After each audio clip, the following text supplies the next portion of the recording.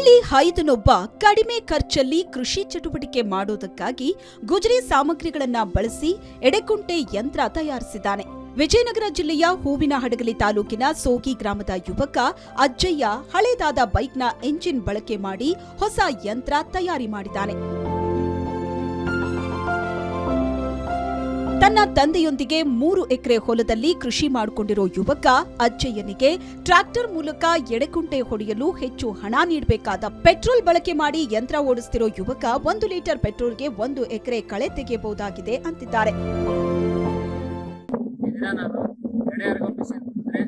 ಎಡೆಕುಂಟೆ ಕಳೆ ತೆಗೆಯುವ ಯಂತ್ರವನ್ನು ರೆಡಿ ಮಾಡಿದ್ದೇನೆ. ಇದರ ಉದ್ದೇಶ ನಮ್ಮೂರಲ್ಲಿ ದುಬಾರಿ ಕಳೆವಾಗಿರೋದ್ರಿಂದ ಮತ್ತು ಸರಿಯಾದ ಸಮಯಕ್ಕೆ ನಮಗೆ ಕಳೆ ಸಿಗದೇ ಇರೋ ಕಾರಣಕ್ಕಾಗಿ ಈ ಮಿಷನ್ ಅನ್ನು ರೆಡಿ ಮಾಡಿದ್ದೇನೆ. ಕಸದಿಂದ ರಸ ತೆಗೆಯೋ ಯುವಕನ ಪ್ರಯತ್ನಕ್ಕೆ ಕುಟುಂಬಸ್ಥರು ಮತ್ತು ಸ್ನೇಹಿತರು ಸಾಥ್ ನೀಡಿದ್ದಾರೆ.